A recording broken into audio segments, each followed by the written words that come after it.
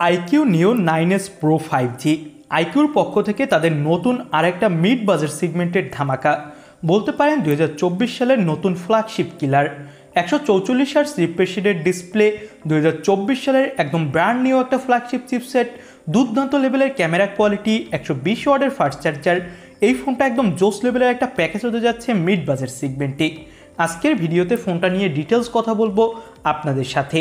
বাংলাদেশের মার্কেটে ফোনটা কবে কি আসবে, আসলে এর দাম কত হতে পারে এবং ওভারঅল এই ফোনটা আপনাকে কতটা ভ্যালু ফর মানি দিবে, এইসব বিষয় নিয়ে বিস্তারিত কথা বলবো।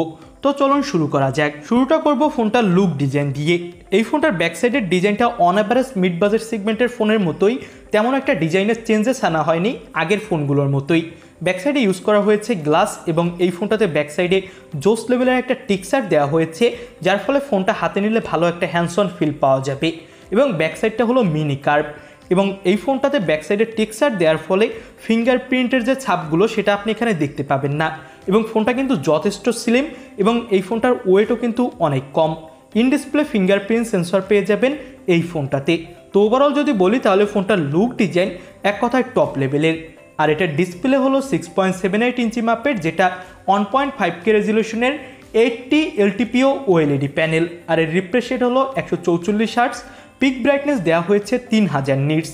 তো এখানে ডিসপ্লেতে ব্রাইটনেস জনিত কোনো ধরনের সমস্যা আপনাকে ফেস করতে হবে না। আর এখানে 144 হার্টজ রিফ্রেশের সাথে OLED প্যানেল থাকার ফলে ডিসপ্লেতে আপনি সুপার ডুপার স্মুথ পারফরমেন্স পেয়ে যাবেন।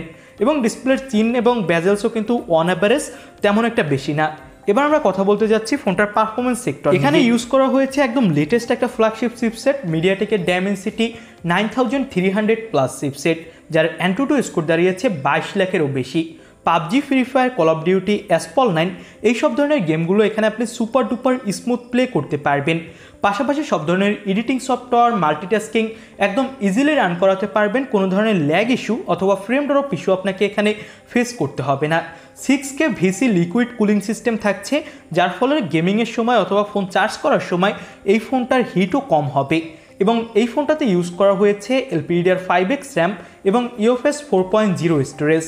আউট অফ দ্য বক্স এই ফোনটাতে আপনি অ্যান্ড্রয়েড 14 এবং অরিজিন OS 4 পাবেন। ফোনটাতে দেওয়া হয়েছে 5160 mAh ব্যাটারি, বক্সে 120 ওয়াটের ফাস্ট চার্জার পাবেন, যেটা দিয়ে অনেক দ্রুত ফোনটা চার্জ করা যাবে। ব্যাক সাইডে 50 মেগাপিক্সেলের প্রাইমারি ক্যামেরা সেন্সর দেওয়া হয়েছে, সাথে 50 মেগাপিক্সেলের আলট্রা ওয়াইড ক্যামেরা পাবেন। সামনে 16 মেগাপিক্সেলের সেলফি ক্যামেরা থাকছে। সামনের পিছনে 2 ক্যামেরা দিয়ে আপনি 4Kতে ভিডিও করতে পারবেন। ফোনটা দিয়ে তোলা কিছু ছবি আপনি দেখতেই পাচ্ছেন। এক কথায় টপ লেভেলের ফটোগ্রাফি করা যাচ্ছিল night mode, wide angle mode, এছাড়া সবগুলো মোডেই। এবং এই ফোনটাতে ডুয়েল ক্যামেরা সেটআপ দেওয়া হলেও দেখতেই পাচ্ছেন ক্যামেরা কোয়ালিটি কতটা বেশি ভালো। 5 মেগাপিক্সেলের ম্যাক্রো অথবা ডেপথ সেন্সর দিলে হয়তো বা আরেকটু বেশি ক্যামেরা পারফরমেন্স ভালো পাওয়া যেত, তবে বাজেট বিবেচনা করলে ঠিকঠাক। এবার আমরা ফোনটার প্রাইজিং নিয়ে কথা বলবো। ফোনটার বেস ভেরিয়েন্ট 12256GB, যার দাম রাখা হয়েছে 2699 ইউয়ান, যেটা ইন্ডিয়ান রুপিতে কনভার্ট করলে হয় 31,000 রুপি এবং বাংলাদেশি টাকায় কনভার্ট করলে হয় 44,000 টাকা।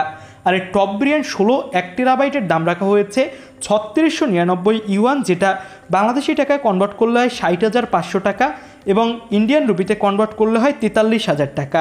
তো আমার কাছে মনে হয় বাংলাদেশের মার্কেটে তো এই ফোনগুলো অফিসিয়ালভাবে আসবে না, তবে ইন্ডিয়ান মার্কেটে অবশ্যই অফিসিয়ালভাবেই লঞ্চ করা হবে। তবে তার আগে আপনি চাইনিজ ভেরিয়েন্টগুলোই দেশের মার্কেটে আনঅফিসিয়ালভাবে অ্যাভেলেবেল দেখতে পাবেন এবং এর দাম হবে বেস ভেরিয়েন্টের ধরে রাখতে পারেন 50 থেকে 51,000 টাকা, আর টপ ভেরিয়েন্টের 65 থেকে 66,000 টাকা। তো এই বাজেটে ফোনটা আমার কাছে এক কথায় জোস লেভেলের লেগেছে। পারফরমেন্স বলেন, ডিসপ্লে, ব্যাটারি ব্যাকআপ, এছাড়া এই ফোনটার ক্যামেরা কোয়ালিটি সব মিলিয়ে একটা বেস্ট প্যাকেজ হতে পারে আপনার জন্য। তো আপনাদের কাছে ফোনটা কেমন কী লাগলো সেটা অবশ্যই আমাদের কমেন্ট বক্সে জানাবেন। অন্য কোনো কোশ্চেন থাকলে সেটাও কমেন্ট বক্সে জানাতে পারেন, আমরা উত্তর দেওয়ার ট্রাই করব। আজকের মতো এখানেই ভিডিওটা শেষ করছি। নতুন কোনো ভিডিওতে কথা বলবো। আল্লাহ হাফেজ।